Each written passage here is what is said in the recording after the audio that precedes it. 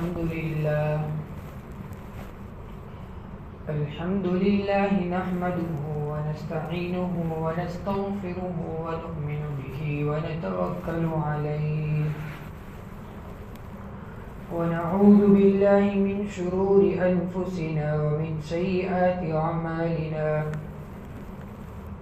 من يهده الله فلا مضل له ومن يضلله فلا هادي له ونشهد أن لا إله إلا الله وحده لا شريك له ونشهد أن سيدنا ونبينا وشفيعنا وحبيبنا وسندنا ومولانا محمدا عبده ورسوله صلى الله تعالى عليه وعلى آله وأصحابه وأتباعه وأزواجه وذرياته ومن تبعهم بإحسان إلى يوم الدين.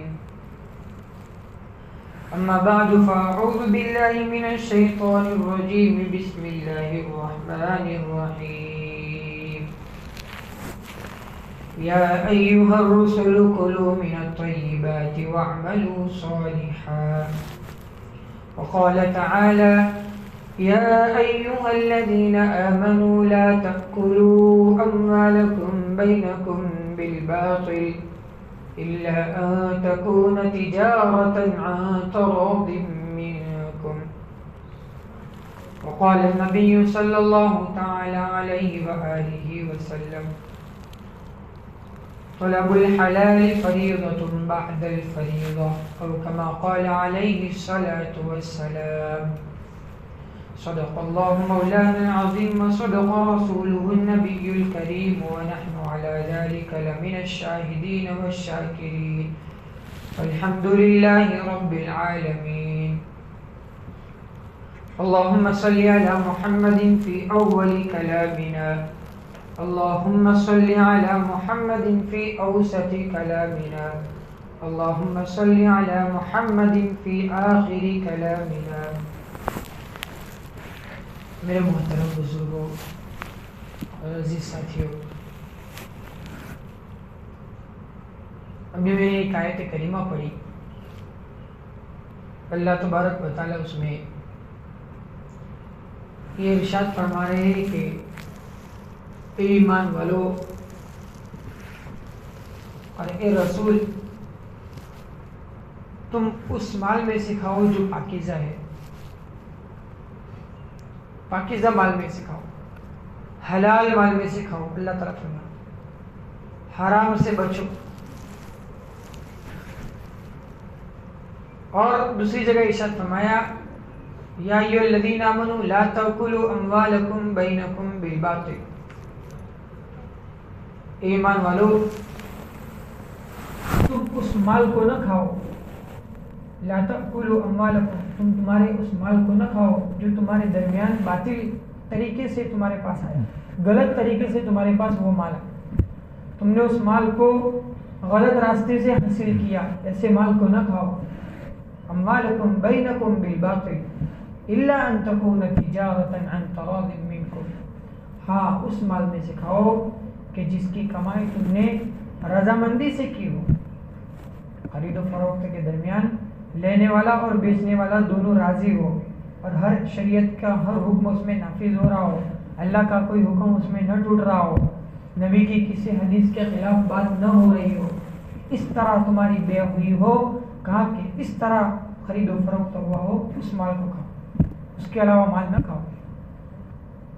ایسی قرآن کریم میں بہت ساری آیتیں ہیں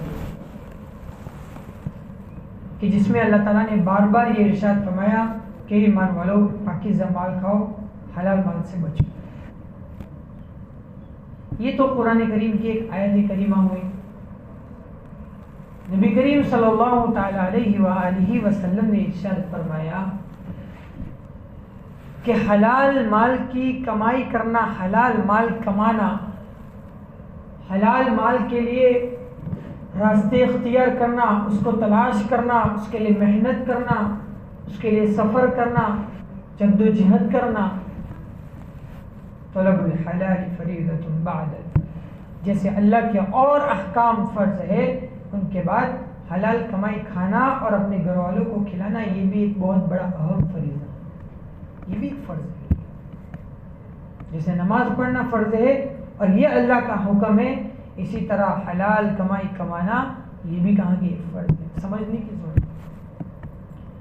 یہ موضوع اس لیے میں نے ابھی چنا کیونکہ حالات ابھی لوگوں کے ایسے ہو گئے دوستوں، میں اب حالات یہ قرآن کی آیت ہو گئی، یہ حدیث ہو گئی، اب میں کچھ آیت کچھ حدیث جس میں بیان کروں گا جس میں نبی کریم صلی اللہ علیہ وسلم نے فضیلت بھی بیان کی ہے حلال کمائی کی اور حرام کمائی کھانے پر وعیدیں بھی بیان فرمائی، ایسے میں کچھ دو چار حدیث بیان کروں گا۔ لیکن اس سے پہلے ہم کچھ حالات کا جائزہ لے لیں معاشرت کا، کہ معاشرے میں کیا برائی پھیلی، معاشرے میں ابھی یہ برائی پھیلی ہوئی ہے، ہم سب جانتے ہیں کہ ابھی لوگ کچھ حالات سے دو چار ہیں، یہ کچھ بھی ہو لیکن ایک اعتبار سے اللہ کی آزمائش ضرور ہے دوستوں، ظاہری اعتبار سے ہم کو جو کچھ بھی نظر آتا ہو، لیکن باطنی اعتبار سے، روحانی اعتبار سے اور اللہ کے نظام کے اعتبار سے دیکھنے جاؤ تو یہ سب کے لیے آزمائش ضرور ہے دوستوں، اور یہ امتحان آدمی کا اچھے حالات میں نہیں برے حالات میں ہی ہوتا ہے۔ آدمی کا کاروبار فرسٹ کلاس چل رہا ہے، اچھا الحمدللہ، گراہک بھی آ رہے ہیں، جا رہے ہیں، مال جا رہا ہے، لے آ رہے ہیں، بک رہا ہے، سب کچھ فرسٹ کلاس ہو رہا ہے، حلال مال کی طرف کیوں جائے گا؟ وہ نہیں جائے گا، ظاہر سی بات ہے، ان کا کاروبار فرسٹ کلاس حلال طریقے سے چل رہا ہو، وہ آدمی حلال مال کی طرف بالکل نہیں جائے گا، اور اس میں اس کا امتحان اتنا نہیں ہے، اتنا امتحان اس میں نہیں، لیکن جب راستے مسدود ہو جائے، راستے مسدود ہو جائے، بند ہو جائے، حالات اپنے اوپر آ جائے اور حلال کمائی کے ذرائع میں پریشانی ہو جائے، حالات سے دو چار ہو جائے، یہاں تک کہ کچھ فقر و فاقہ کی بھی نوبت آ جائے، قرض لینے کی بھی ضرورت پڑ جائے، اب یہ سب راستے پریشانی کے، حالات کے، تکلیفوں کے، اب یہ آزمائش کا وقت، یہ اصل امتحان کی گھڑی ہے دوستوں، اصل امتحان کی گھڑی، یہ آیات کریمہ، یہ احادیث مبارکہ اب بندے پر نافذ ہوگی،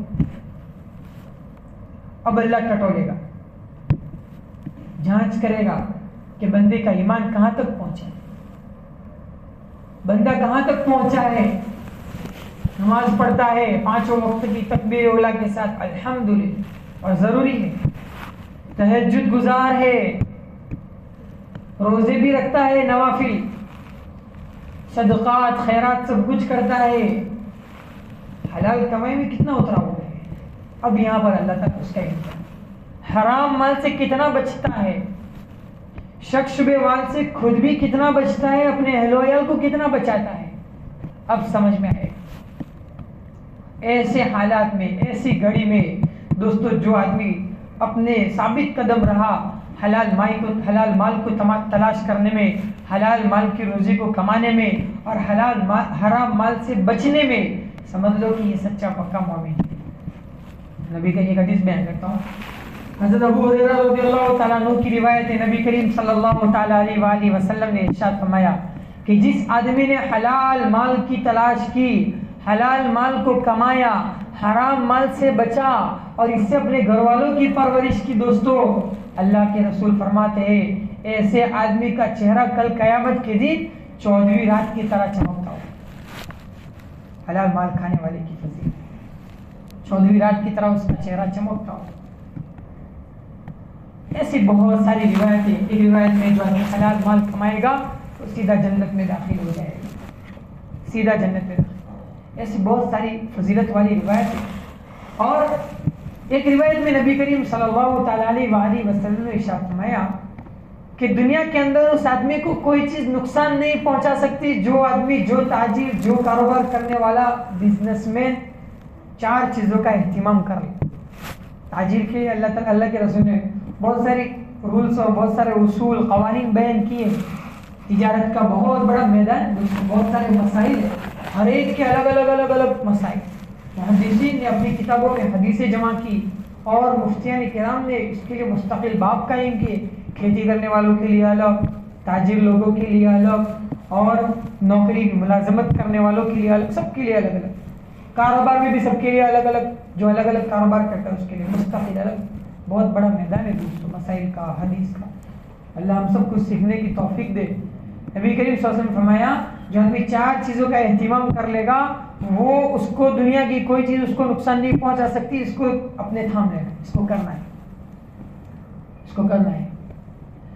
فرمایا نمبر 1، کوئی مال، تاجر آدمی جب مال خریدتا ہے بیچنے کے لیے پہلے آدمی مال خریدتا ہے پھر بیچتا ہے، تو مال خریدتے وقت اس کی برائی بیان نہ کرو کہ اتنی برائی بیان کرو کہ سامنے والا آدمی کم بھاؤ میں تم کو دے دے، ایسی برائی بیان نہ کرو۔ یہ ایک اصول بیان کیا دوستو، اصول ہم میں سے ہر تاجر آدمی، ہر کاروبار کرنے والا، ہر بزنس مین کوئی نہ کوئی مال خریدتا ہے، خریدنے کے لیے جاتا ہے، یہ کوالٹی ایسی، یہ مال ایسا ہے، یہ تو پرانا ہے، یہ تو وہ ہے، یہ ہے، اس طرح اس کی اتنی برائی بیان کرتا ہے، اتنی برا بیان کرتا ہے کہ وہ آدمی جو بھاؤ میں دینے والا ہوتا ہے بیچارہ ڈاؤن یعنی کمزور پڑ جاتا ہے، اور پھر کہاں کہ وہ قیمت توڑ کر کم قیمت پہ اس کو دیتا۔ پہلی غلطی کی، اب یہاں سے غلطی شروع ہو، ہمیں اس غلطی سے پرہیز کرنا ہے، اپنے اندر اچھی عادت پیدا کرنا ہے کہ خریدنے کے لیے جاؤ اس کے مال کی برائی بیان نہ کرو۔ نمبر 2، مال بیچتے وقت اتنی تعریف نہ کرو کہ وہ آدمی زیادہ بھاؤ سے بھی لینے پر مجبور ہو جائے، یہ اصول ہے، یہ رولز، اور تاجر آدمی کے لیے بہت بڑا ہے دوستوں، اس کا اہتمام کریں گے انشاءاللہ آدمی بہت فراوانی اور غنی بنائے گا، لوگوں سے بے نیازی محتاجگی ہو جائے، محتاجگی نہیں ہوگی اس کو۔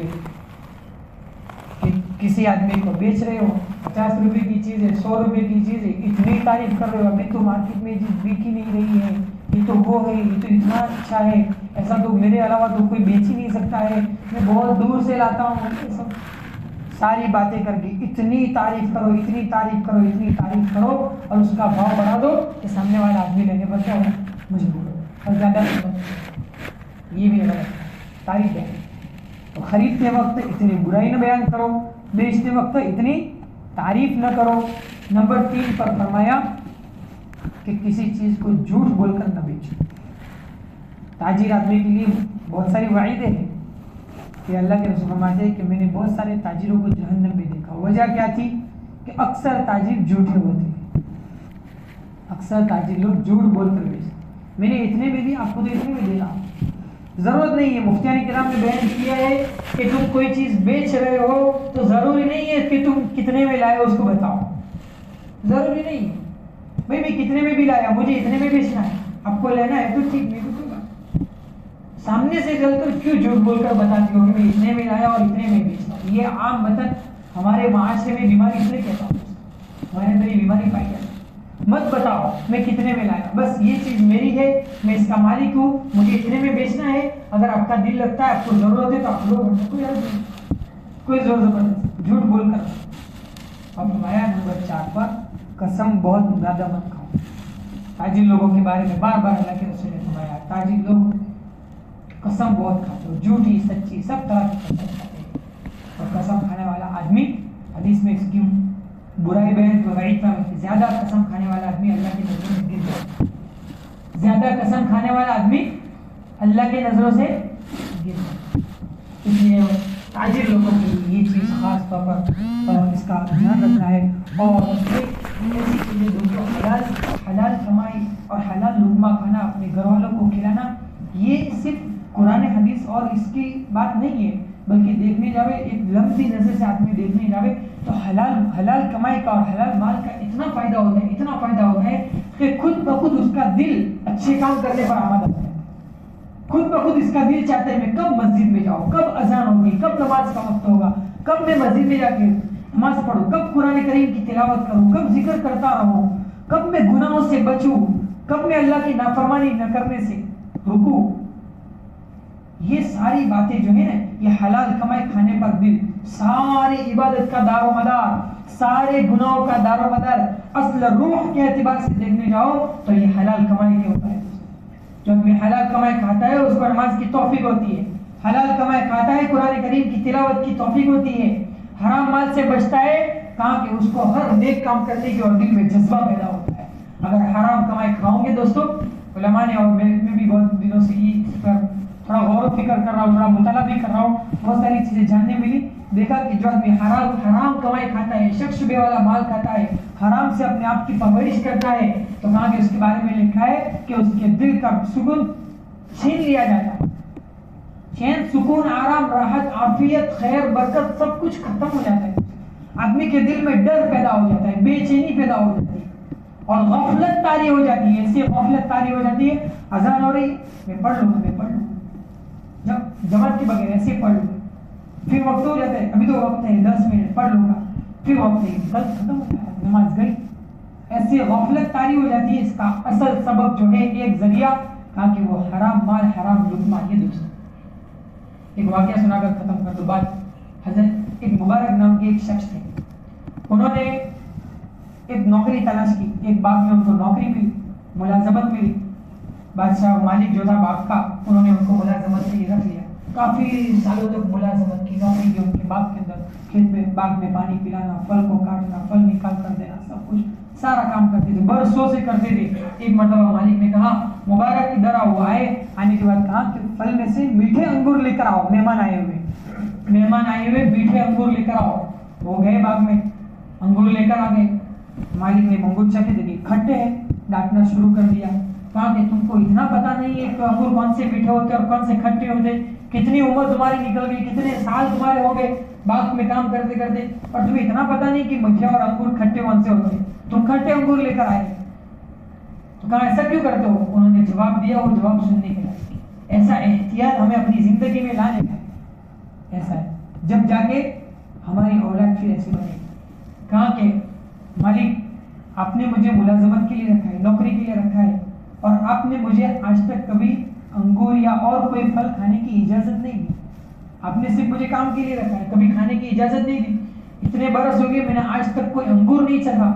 اور کھٹے اور میٹھے کا پتہ کیسے چلے گا؟ چکھنے سے، ذائقے سے. جب تک آدمی کھائے گا نہیں اس کو پتہ نہیں چلے گا. کہا کہ میں نے کبھی بھی آپ کے باغ کا کوئی پھل کبھی کھایا نہیں ہے، اس لیے مجھے پتہ ہی نہیں ہے کہ کون سا پھل میٹھا اور کھٹا ہوتا ہے. اس احتیاط کے نتیجے میں وہ مبارک، اس احتیاط کے نتیجے میں اللہ تبارک و تعالیٰ نے انہیں ایک لڑکا عطا فرمایا، نیک صالح. اور ان کو آج دنیا کس نام سے یاد کرتی ہے؟ عبداللہ ابن مبارک رحمۃ اللہ، جو امام المحدثین تھے. اپنے وقت کے 10,000 کا مجمع ان کے سبق کے اندر دیتا ہے. کتنا؟ 10,000 کا مجمع روزانہ، ہفتے میں، مہینے میں ایک بار نہیں، روزانہ 10,000 کا مجمع ان کا سبق سنتا تھا. اور حدیث بیان کرنے کے لیے بیچ بیچ میں مکبر ہوا کرتے، اس کو بیان کرتے تھے، اس کو بیان. یہ اللہ تعالیٰ نے لڑکا دیا. علماء فرماتے ہیں کس کی برکت سے؟ اپنی زندگی میں حرام لقمہ، شک شبے والا لقمہ پیٹ میں جانے کے احتیاط سے، اور حلال مال کی کمائی، حلال مال کی تلاش کرنے سے. اللہ تعالیٰ ہم سب کو حلال مال کی فکر عطا فرمائے اور حرام مال سے ہم سب کی